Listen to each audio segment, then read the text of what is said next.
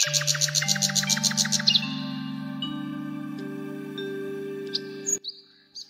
Viewers, আসসালামু আলাইকুম। আশা করি ভালো আছেন সবাই। আমি আলহামদুলিল্লাহ ভালো আছি।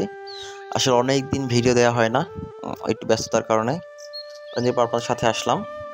আপনার সাথে ফার্স্ট অফ অল একটা কথা শেয়ার করি, যেটা হলো আমি অনেকগুলো হাঁস কিনছিলাম। এর ভিডিও আপনারা আগে দেখেছিলেন। 20টা হাঁস, 5টা মারা গেছে আর 15টা আছে। হাঁসগুলো ডিম পাড়ার সময় হয়েছে এবং এতে পর্যাপ্ত খাবার খাওয়াইছে। অনেক টাকার ইনভেস্ট হয়ে গেছে এদের পিছনে, কিন্তু এখনও ডিম পারতেছে না।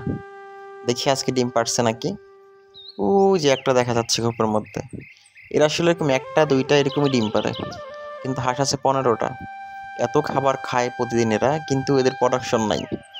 এখন পর্যন্ত লসের খাতাই বলতেছি, কারণ এর পিছনে অনেক ইনভেস্ট করে ফেলেছি, এদের কিনছি, প্লাস অনেক ধান খাইছে এরা। এই যে এমন ভাব করে এরা যেন প্রতিদিন ডিম পারে।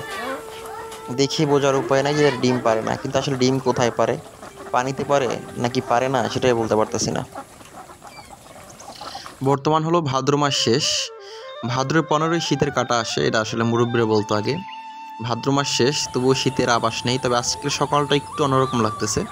চারদিক মেঘলা, প্লাস শিশিরের ভাব ভেতরে আছে এখন। চারদিক ধানের শিশির পড়ে থাকবে এবং চারদিক দেখলে বোঝা যাবে যে আসলে শীতের আভাস আসতেছে। এমন গ্রামের প্রকৃতির সৌন্দর্য আসলে শীতের সময় ফুটে ওঠে। এই যে এখন শীত আসতেছে, চারদিকে শাকসবজি দিয়ে ভরা থাকবে, আসলে দেখলেই শান্তি। আমি আপনাদের সাথে দেখাচ্ছি আমি যে লাউ গাছ লাগাইছিলাম। লাউ গাছটা দেখেন, এই লাউ গাছ লাগাইছিলাম আর অনেক আগে।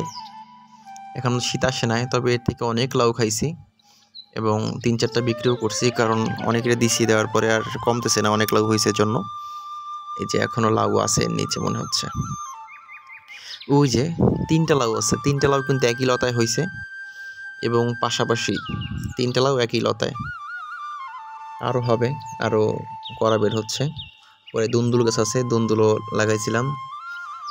আসলে গাছের সবজি পেড়ে খাওয়া কি মজা, যে না খাইছে সে আসলে বুঝতে পারবে না।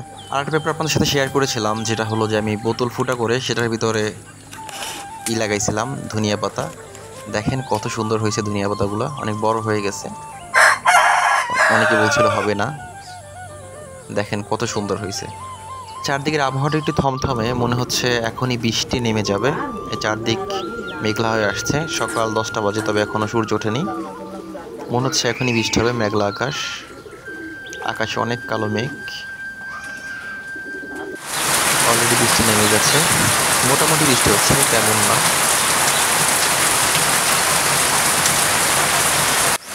একটু পরে বৃষ্টির প্রখরতা বেড়ে গেছে, এই যে অনেক বৃষ্টি পড়তেছে।